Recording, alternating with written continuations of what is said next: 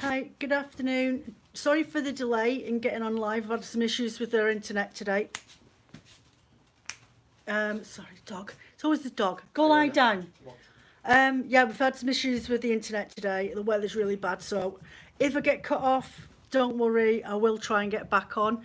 If you can't reach the live, don't worry. You can post comments and questions down below and here, or reach out to me on my social medias. You know, you can catch me on a Saturday doing my Instagram live chat about noon. So today, I thought I'd do something a little bit different with my live chat. So I'm just going to wait a few minutes. Hi, Emma. So I thought today I would talk about equipment if you're new and just got your loom. I'm not sure what type of equipment that you need to help you a little bit along your weaving journey. Now, I used to have, and I started off with a rigid heddle loom, a 32-inch one with a stand, the Kromsky heart. Now, I am a Kromsky fan, a huge Kromsky fan. My wheels are Kromsky, my loom was Kromsky. I did used to have carders, but they were just too big for my hand, and they were Kromsky. And I should actually be a sales rep for Kromsky, because if anybody ever asks, I always say go Kromsky. Partly for the budget. If you're looking for something that's not overtly expensive and you've never tried it before, though you are talking really at the end of the day for spinning wheels a couple £100. My first spinning wheel was my Kromsky Fantasia, and she's just that over there. It's Freya, her name is, and it's a double treadle wheel, and I got that because for the price of buying the wheel, the flyer came with it, and I ended up with, I think, 3 free bobbins on a standard flyer. But also with that, I got to purchase the art flyer and the disc at the back, the whirl. That's Fibre fog this week, so if I get any words muddled up, do excuse me. I keep replacing things like a cup of coffee and I'm replacing with a giraffe. That's usually how it ends up going with me when Fibre kicks in.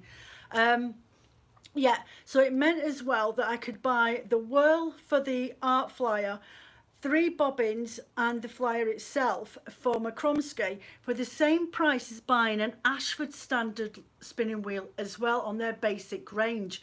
So that's what prompted me to go in that direction when it come to purchasing my first spinning wheel. And then I ended up investing in the Prelude, which is my little workhorse. She's Kromsky's first design of a traditional medieval Saxony wheel. And she's brilliant. She spins like a dream, and I can actually buy the mother of all that goes with her to purchase for the art flyer as well, which I will do at some date. Right, so anyway, changing off the subject. So though I sold my my Kromsky harp loom, which was brilliant because on the back of it, if you'll flip it over, it has holes in the back of it, and you can use that as a warping frame, which is brilliant. But if you want to direct warp, then you need to create your own warp frame or something. So I mean, you can wind it on and do your warping that you needed for your project, or you can do another type of warping, which next week I will be warping up this loom, which is direct warping, and I've done that with my rigid heddle loom, literally from the cone of wool. Hi, Anne. No, you're all right, Anne. You're not late, love. I am really late today. I've literally just come on, so I've just had problems trying to get on with the internet.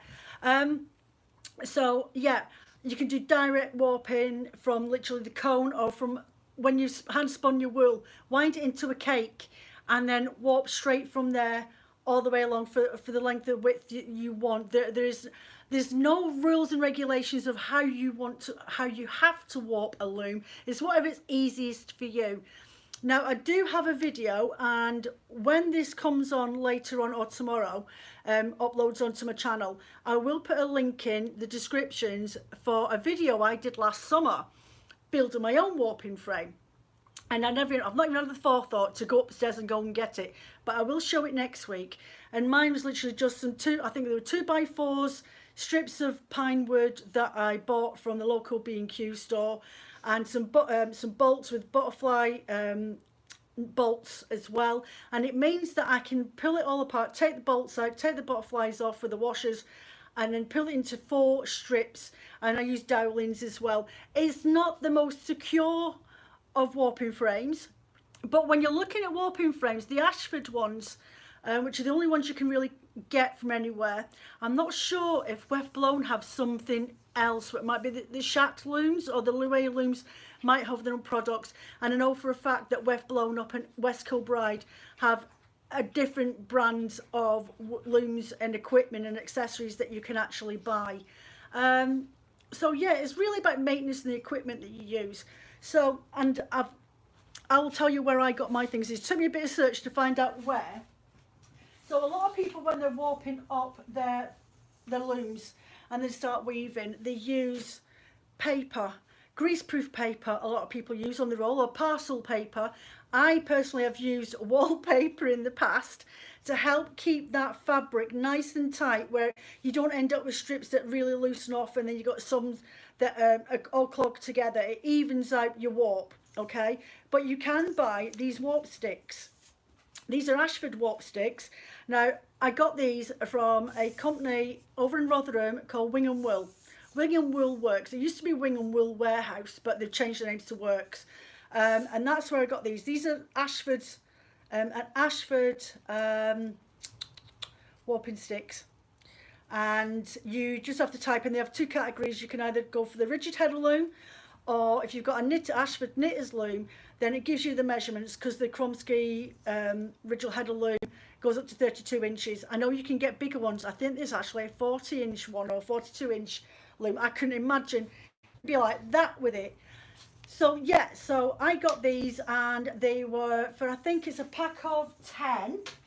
I think it's a pack of 10, and they're £7. You can different sizes. I wrote down on the knitter's loom, it's 28 inches of an Ashford knitter's loom, and they're £6.50 for a pack, which isn't too bad for a bit of pocket money when you've got a bit spared. You know you don't need them straight away, but they're always worthwhile, and definitely an investment getting them in, because when they roll off the back when you're warping on, and they roll off the back, I just go and grab the other one that's just come off and put it on my front beam as I'm rolling. So it works itself out even, and it just helps keep your warp and even distribution throughout. Helps to prevent any of the bagginess throughout the warping. Also, you'll need your shuttles. So the bigger your loom, as we all know, the bigger your shuttle will be. So the loom that I'm now using to weave with is actually a 4-shaft loom, and it's an vintage London Weave Master. So this is one of the original heddles that came with it, and it's quite a thick one actually. So yeah, but you can buy replacements for any size. Now I found with my Kromsky Harp loom that such a length in it, with my condition, my fibromyalgia, it afflicts me really badly in my shoulders and my upper chest. So I found that really, really hard to work with, to sort of stretch it out and do all that, and it just really hurts me too much in the shoulders. And I've had a steroid injection in this shoulder, crikey, about 4 or 5 years ago. So I try and avoid any aggravation if I can help it. So as an alternative, I bought myself a boat shuttle. So these, I tell you what, I'd be lost without this now. I only have the one because they can be quite expensive to buy, but this I got from the Hand Weavers Studio Gallery down in London. Brilliantly, it's where I get my silk threads from my inklet loom. If you're watching at the weekend when I had my inklet loom out, and I get my silk and things like that, and all my small little cones for doing the type of weaving. But that's where I got this from, and I'm sure they start at £24. They don't do the little wooden bobbins anymore, which is so frustrating because I really like the little wooden ones. The wooden ones look like this. Oh, crikey. So they match with it. Solid wood. So they do different sizes, they do different shapes. You can get them where they hold two bobbins in the one boat shuttle as well. So you can you constantly got your fibre, your wool on there without having to wind it on again. The different styles, different looks.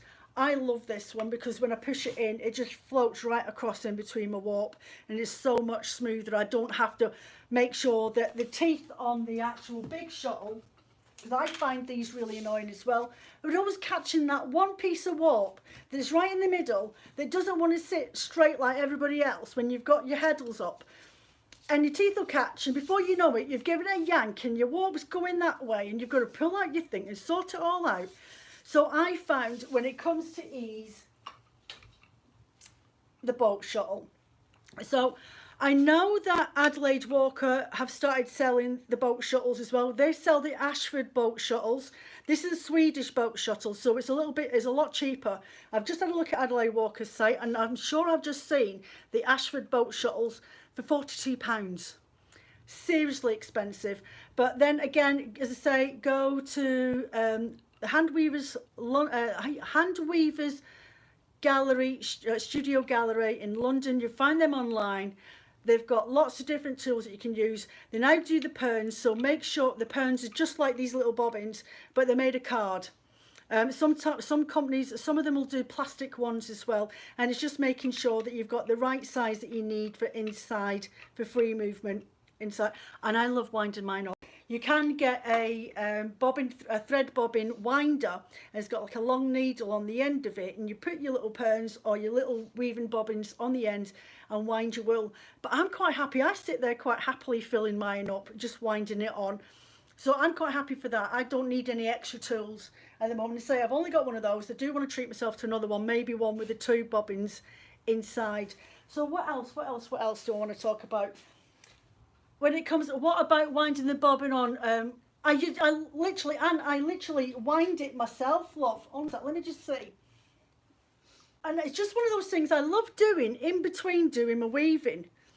Is sitting there and saying, oh, I've got to fill up this bobbin now. So I wait until they both need winding on at the same time. So I literally get my wool, and I'll place my thumb there and hold it in place on there, and then I literally just wind it, and I'll sit there and I'll have a little bit, me having a little break in between weaving and lifting up my shafts at the back, and I'll just twist it around. Some people are like, oh, it's such a faff to do that, but you know what, I really enjoy doing this. Is one of the bits I love doing, and it means I can get my tension just right the way I like it, and I'll just keep winding it on and winding it on until I know I've got as much as I need. So I'll just keep doing that all the way through. I just find it really therapeutic doing it this way. But as I say, you can get a bobbin winder. If you just bear with me, I will just get my tablet, and I shall just pop in there, hold a sec, and type in what it is I'm looking for. Right, so I'll go back into, I think, Adelaide Walker. Go back, Adelaide, because I know that that's where I'd seen it earlier on. Go onto their website. So you're looking for weaving equipment and weaving accessories. Just wait for that to come up. And I did see it, a weaver's bobbin winder. There we go. An Ashford Swedish boat shuttle bobbin winder, and it is actually £190. So you get them. They look like old vintage mince machines. So you've got that one, and there is, I've just seen another one, I'm sure I just saw another one on the page, the Ashford wooden boat shuttle bobbin winder. So it's slightly different and it's a lot cheaper. It doesn't look like an antique machine. So you've got that one there, and they're selling that for £85. My suggestion, if you want to buy something like that, quick tip, get a drill. You know, the ones that are rechargeable. Find your longest drill bit that will go quite happily inside your pern or your bobbin. Yeah, exactly. Use a drill, Anne, a drill. We've got a drill, the ones that you just charge up, okay? Rechargeable ones with the bottom bits, and you just swatch the packet up, the battery pack over. Go and have a look at the drill bits in the toolbox. Try and get the longest one you can, and the same diameter, millimetre size. So I would say that this, where is it? This one would probably take maybe a 3.5 drill bit inside there to sit quite comfortably, and use the drill to wind it on. Save yourself a fortune in buying accessories or getting them made. I've seen people do it using drill bits to wind them on, and it works so much easier. Or you get some people that have the like an old cone, an empty cone, hold on a sec, and they will, no, it's not got one there. They'll get like an old cone, keep your winder attached to the top of your loom. Yeah, you could do that.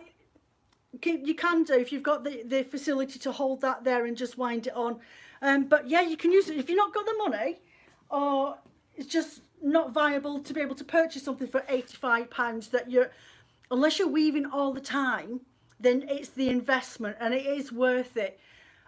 Me personally, I like to sit there and do it, but I suppose if I was weaving with really thin fibres like a linen or a thin cotton or silks or something like that, then yeah, I can see how that job would get a bit tedious after a while. But I weave in hand spun wool, so for me to sit there and do that every 15-20 minutes or so, like a sari, yes, exactly, was it sayori or is it, I always call them sari looms, like, but yeah, the sayori, weft blown, they deal with them, with those products and the shaft, so you may be able to get cheaper options on there without me going on my tablet now, which I could go and find the information for you if you want me to. But yeah, get a hold of weft blown. They're really good, different range of equipment and accessories in comparison to some of the companies that we've got down here in England. Definitely worth a look. Trying to think what else. Right, so your heddles. So when you're using heddles, you need to think about the density of the wool that you've got. So whether you've got fingering weight, if you've got sports weight or lace weight or DK or Aran, then your heddle is going to be different. You're going to be needing different thickness of heddle in comparison to the wool that you're using. So a five dent heddle will be something you're looking at, really thick textured wools or ribbons or different types of things that have got lumps and bumps and are not all even. Or an Aran weight or a chunky wool weight because it's got the nice big gaps in them. Then if you're looking at a 7.5 heddle, then you're looking at, don't worry, I'll research this, I'm struggling with the sticks at the moment. Yeah, I'm exactly the same, and definitely go to the Hand Weavers Gallery. I found they're the best place to find the boat shuttles. I'm sure Weft Blown do them as well. I've not ordered a lot of things from them. I've ordered my cards and that for doing my ankle weaving, but they do have a really good supply and they're not overly expensive. But alternatively, go down to Hand Weavers Gallery down in London, and you can find them online as well. And you can get them at a budget friendly price, which is always the thing that counts when you're doing these hobbies, because it can get so expensive.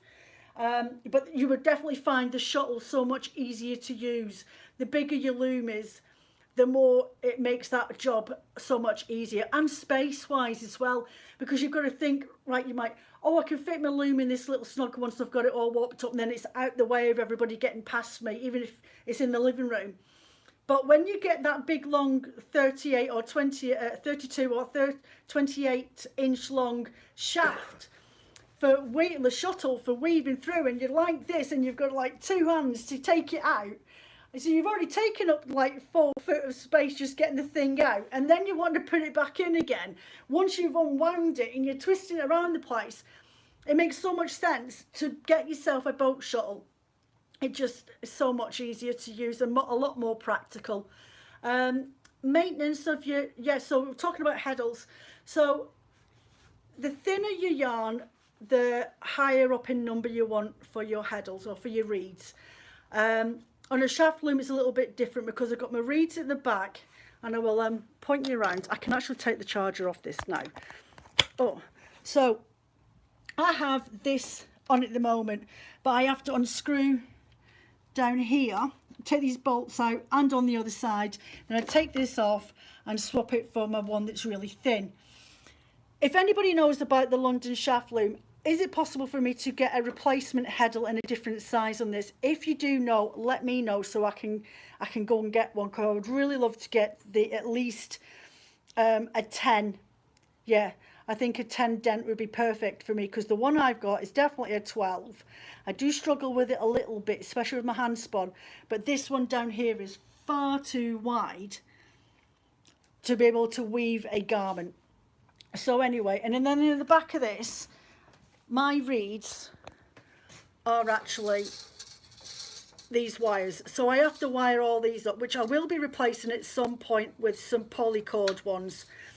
So I wanted to grab this as well and talk about this contraption to help if nobody's seen one before. So yeah, so when it comes to maintenance, and I always say this, tidy your tools up after you've finished.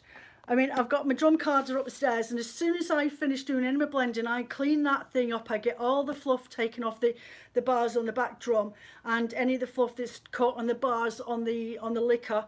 And then I get my carder and make sure there's no signs of any old fluff from another bat that I've produced beforehand. I'll unlock it from a table, I'll lift it up and sweep out all the dust and any particles that have fallen off it, because believe me, you get a lot. Even though it's all gone through, it's been washed, it's been gone through the mills, and then you've bought it, then you soak it, then you wash, you dye it, then you wash it. And even when I've washed and it's gone through all those processes and I'm blending it, I still get dust particles coming off of it, which is completely confounding. So it's all about maintenance. So before you even start a project, make sure your equipment's tidy, it's clean. Before you even touch it, get fluff off that could be sitting in between your heddles and between your reeds. Just pick it, get yourself one of those little stitch unpluckers if it's really, really fiddly, and cut right in the top, which can be a bit of a problem. Let me just think a minute, where is it? So I'm just going to grab the other one of mine to show you. So you've got all that fluff in there. So before I even think about getting this onto my loom in the next few days, I will sit there and pick and get all those bits of fluff out and just give it a bit of a tidy and a maintenance and make sure it's all clean and dusted down. Okay, so it's just about being prepared so that you don't have to do these things when you've got all your wool ready, you're ready for warping, and then you take one look at your thing, you're like, do you know what, that needs a clean and that needs a dust down, that might need a bit of an oiling, that needs a bit of a tweaking. Just do it beforehand. Make sure you do it before you even think about doing your next project. So another gadget that I've bought recently is what Ashford call, if you go onto a YouTube channel and look up Ashford, and you'll see a lady using one of these on an Ashford shaft loom, and they're helping hands. They're a bit expensive.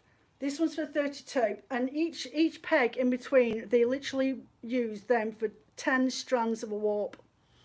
And you have these bits of elastic that go on the ends to stop it from falling off. And then, just let me case, you have 2 bars. I end up having to make myself an extra 2 out of some wood that I had lying around.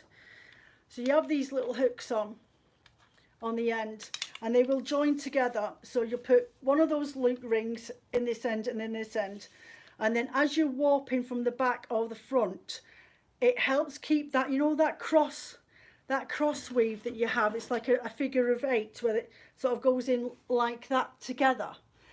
It helps you create that, and it's supposed to help you keep a bit of tension as you're warping through your loom. I have used it a couple of times. I don't know if it's helped me any. It was an expensive piece of equipment for what it is, but there was no way I was going to be able to make it. But that cost me, it is called a Treadle kit, or what the Ashford people call helping hands, and it was £49 for that length that I've bought to help me use this. I think I just need a couple of more practices with it. I found it really helpful when I was using wool that I'd warped up from cones, not my own hand spun. I found it sat in there really, really quite nice, and that did help me with the tension. With the hand spun, I don't think it overly helped me that much, but without it, I think it gave me just a bit more leeway when it came, because when you're spinning with your own hand wool, this will end up being quite sticky to work with. So I think that might have been my problem, because that's it here now. So that's come off. It needs washing. I've only took this off this morning, but it's really, really heavy. But that's got lots of silk and alpaca in there, mulberry silk in it, and it's a merino. So there is a slight weave pattern in it. You can just about make out the zigzags in there. I'm not overly happy with it. I think because it had the pinks and the greens in it, my heart wasn't set in it. So yeah, the helping hands were good, and they do something. Just a little bit fiddly to use. But if you haven't got anybody else around to help you out when it comes to keeping a bit of tension, oh, thank you. I'm not overly pleased with it. It's not my best work, but my thought was always to fill it properly in the sink, let it shrink down, and then use it as some sort of fabric for making project bags. So I'm not overly pleased with it, but then it's only the second time that I've done, the fourth project that I've done on this loom since I've had it last summer. So yeah, it was the first, I think it was the second time that I've used hand spun wool in it. But the last time I did a hand spun, I only used the hand spun as a weft, not as the warp. But it's not too bad. You can see the pattern in it, but it was getting used to actually doing a proper pattern instead of just doing a tweel or a ribbon or a plain weave or whatever. It was just a bit of experiment and playing around to see what potential I had on this loom. So what else can I talk about? Yeah, just the maintenance of your stuff. Just be prepared before you even start doing any type of projects on your loom. Make sure you've got all your equipment. Get yourself some of those little warping sticks. Definitely advise you to go and get yourself a bolt shuttle. If you're on your own and you haven't got anybody to help you with warping, then the helping hands are definitely worth it, and they will probably come down in price the smaller that you need. And then obviously if you've got a warping frame, because that'll help you as well when it comes to if you've got the space to attach the warping frame to a table and clamp it in place, then you'll be able to warp straight from there. But I do think that sometimes direct warping is so much easier to do when you're on your own, because then you don't have to faff about with getting somebody to help you, and you don't need 24 foot of a living room space to roll and get that chair from the chair to the blinking warping stick and back again. So yeah, I definitely think direct warping is definitely a lot more easier. My old loom I used to place over there next to the sink, and I'd have my warping stick on this bench, and that gave me, I think, about 7 foot of warping room, and I did that direct warping. But there's not much space once you've got a little kitchen like what I have. So the helping hands, as I say, and having the warping frame does help my working space a little bit more. So has anybody got any questions? Bet me coffee's cold. How come my coffee's always cold? I'm trying to think. Little tools and gadgets for helping you warping. Some people have bought second hand and don't always get all the gadgets that come with it. This is a double-ended weaving hook, so that's good for the slots on a rigid head loom, and then for going through the holes. This works perfectly for me on my shaft loom, because I can get that in and out of those metal wires, not a problem at all. I am going to, over the next day or so, is give mine a really good scrub down. I'm going to actually give it a sanding, and I'm going to stain it, because you can see, I can see where there's certain parts on the loom where the stain's faded and the dust is settling. So I want to give this, while it's now got absolutely nothing on it, over the next few days I am going to sand it down, get all this old varnish off it, stain it down with a darker wood stain, just so it feels a bit like more me. But at the same time, I'm giving it a bit of a lick of care, and just to make sure, and there's like these bolts and things like that, they're all rusted, so I'm going to get the little toothbrushes and wire brushes out and a bit of WD-40, give them a spray and get all the rust that's on these bolts as well taken off. But yeah, I'm just going to give it a bit of love and care and a bit of maintenance, make sure it's up to scratch and ready for me to use it, make sure there's no loose bits. I'm going to re-tie up the shafts as well, because the strings are sitting a bit too loose, and when the warp's on there, it seems to be quite heavy and it's pulling down on it. So I need to restring and tighten up my shafts as well. And that's another thing, if you've got a shaft loom, because I've got original old twine on mine. It's not a young twine on it. It's never been replaced. It's the original stuff, so it's lost its stiffness, so it's starting to get really slack now. So I need to figure out how to re-tie that up and string it so it'll sit properly and all sit at the same height, instead of, I've got some that are sitting wonky, and I've got some that are not sitting quite high, and I've got another one that sits up higher than everybody else. So I need to sort that out as well before I put my next project on, especially as it's hand spun, though this one's a lot lighter than this heavier one. And my cone's only just come today, otherwise I'd be sat spinning and plying up another bobbin of wool from a warp. And then next week I'm definitely going to be I'll get my warping board out next week, and I'll warp up the lengths that I need, and then hopefully can maybe even just get started on warping this up. I do want to talk about patterns though. I know a lot of you are going to be, you can do this, doing these garments in a plain weave and just add in embellishments as you're going along, which I've done on my dress. But you can buy yourself magazines. I've mentioned this on my live chats on Instagram before, but not on my YouTube. So I'm just going to think it. So I get the hand woven magazine, and it's really, I've got another one lying around somewhere, but I can't find it. And you will get patterns in there. So you can see that, but it's actually got a texture. I can't quite see it on there, but there's like a zigzagging figure of 8 texture on side that, and it's just a plain fabric. So something like what I'm doing with my wools, where more or less it's predominantly the same, but I'm not adding in 2 different colours like you would do for a houndstooth pattern or something like that, but maybe creating a slight texture to your weave will give a different look to the fabric that you're going to be creating. And sometimes it just makes it the difference between something looking lovely and something looking quite interesting. So that's what I want to be doing next, is thinking about how I'm going to warp up this shaft loom. Am I just going to do it as a plain weave and just go from there, or do I want to fiddle about with my reeds at the back and go for an actual pattern work? Because I'd have to, if I want to do a zigzag or something like that, then I've got to look up the way that it's got to be threaded through and warped. So that's what I've got to think about next. So I don't know who's thinking of doing some sort of pattern with their weaving. Are you using 2 or 3 different colours in there? Are you using a solid colour for your warp, and then doing different colours in between? Because doing a houndstooth like that, I suppose you could do. Or are you going to do some sort of plaid? I'm not calling it tartan, because I am half Scottish and I won't call anything tartan unless it's actually tartan. A plaid pattern. So like you've got chunks of colour going all the way through, and then the thin pieces, and then another thick piece, and then they use those colours. It was going to pull out locks and add them randomly as a weave, as pops of colour. Yeah, that looks really, really nice when it's done like that. And then once it's been washed and filled, you'll never be able to notice that it's actually locks in there, unless you make a point of letting them pop out.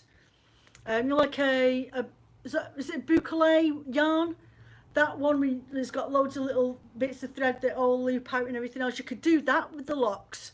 Teeswater locks that I do, the first cut ones, are usually about 32 centimetres long, from 28 to 32.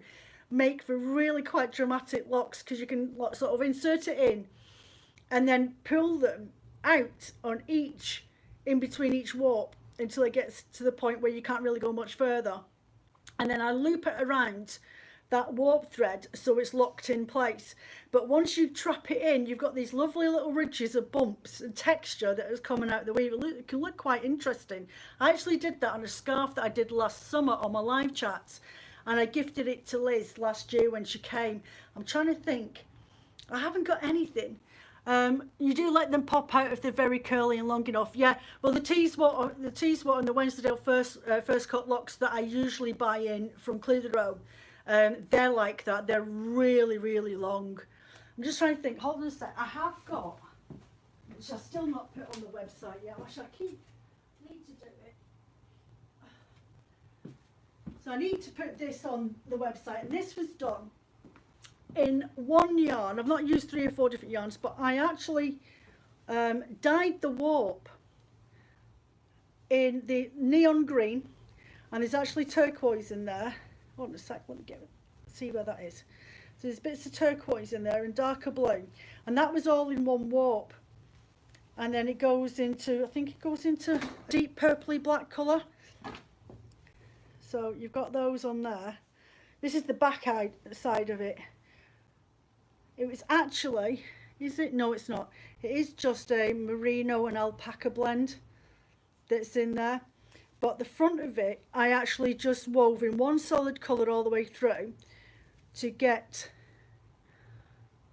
that textured pattern throughout it. So as it goes on, you can just, then I added in some textured ribbons that I had in my stash with a slight glitter in there and different colours of ribbons. It's never been washed, so I need to sort it out. And then I did these loop gaps.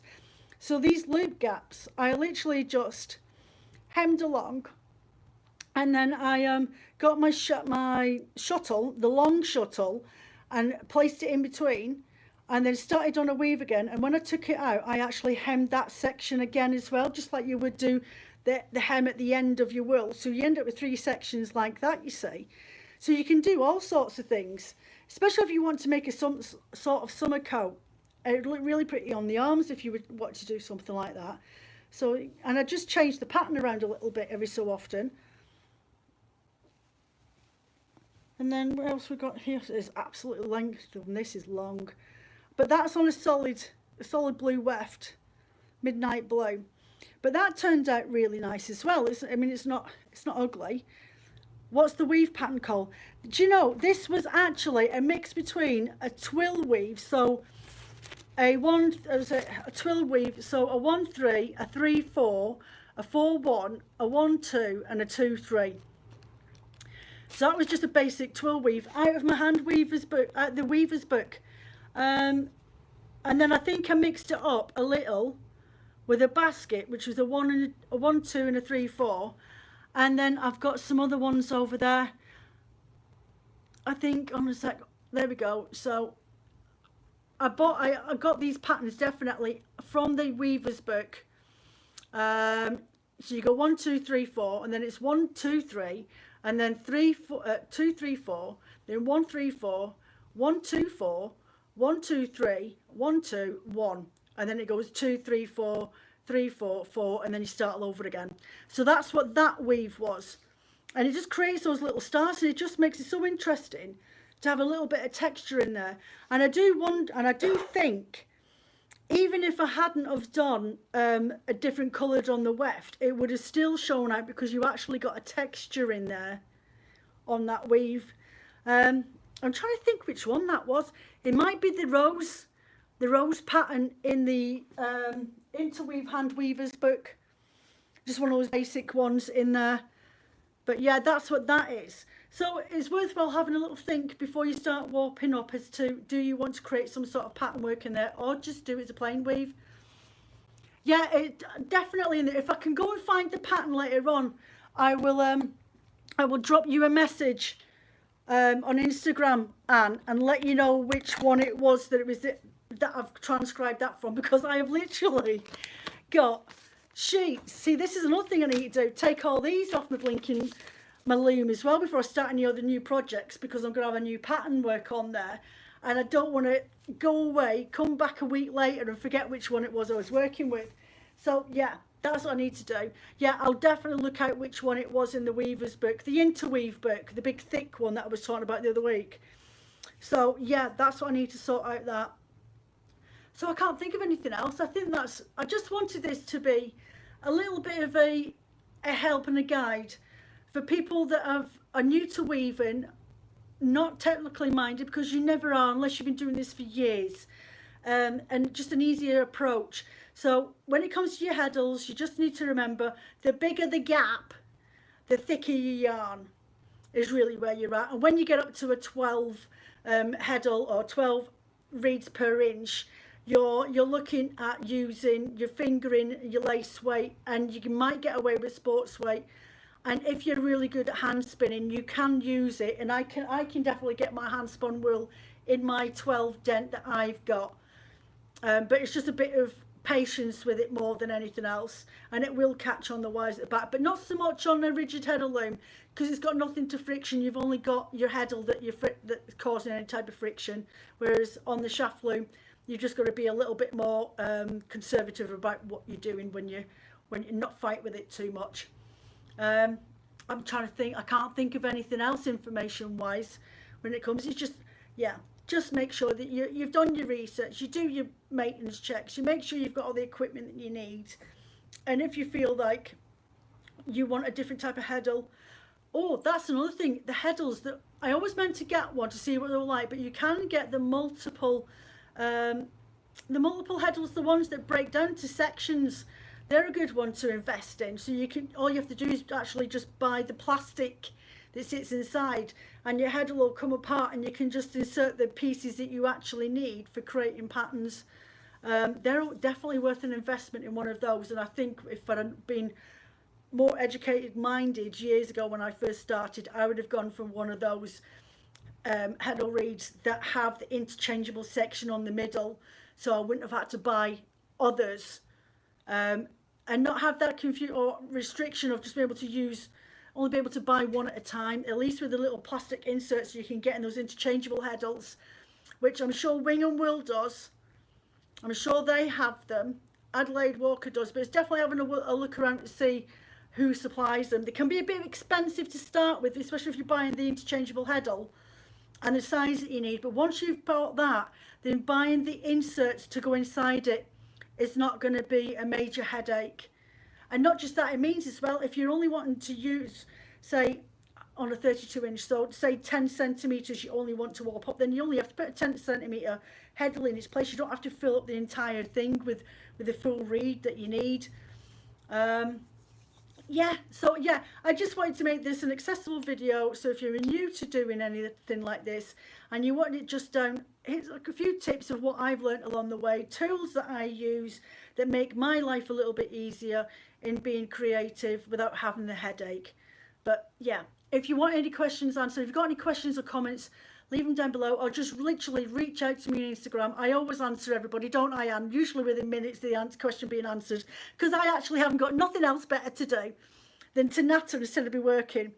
So yeah, YouTube, Threshing Barn has the Verdant heddles for Ashford looms. Yes, but to be fair, I don't go mooching on Threshing Barn that often, and I should do.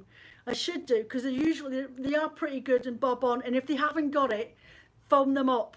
Or drop them an email. Phone them up is actually probably easier, and just ask them when they're getting the next order, and they will put one aside for you. But yeah, definitely Threshing Barn's a really good place to go. And they're really, really great at getting any stock that you need. May have to wait a while if they haven't got it, but they're usually pretty bob on. And this time of year, they're starting to get ready for their fairs, so give them a phone on a Tuesday. Probably the best day to get up them in the actual studio once they get back. So yeah. Reach out to us anytime you need any help, you need any inspiration or help with cover theories, or you're not quite sure what direction you want to go in and just need a bit of, oh Joe, give us a hand, just give me a shout. I'm happy to help as much as I can. Okay, so Batty Club video I will be filming this afternoon. I was out yesterday, so I've just not had the chance to do it, so I'll be filming that this afternoon, and it should be available to watch either late tonight or tomorrow morning. So if you're getting Batty Club, don't watch it until it turns up, which will be posted out on Friday. So thank you very much for turning up. Sorry I was late today. Oh, you know what, technology sent to try us, isn't it? So I shall see you Saturday on my Instagram live chat about noon, and next Wednesday about noonish. If I'm not here about noon, then I will turn up, I will pop up. So just stick your subscription on the little bell, and as soon as I'm online, it will tell you, Joe's here, hello. Take care of yourselves. Have a lovely week. Bye.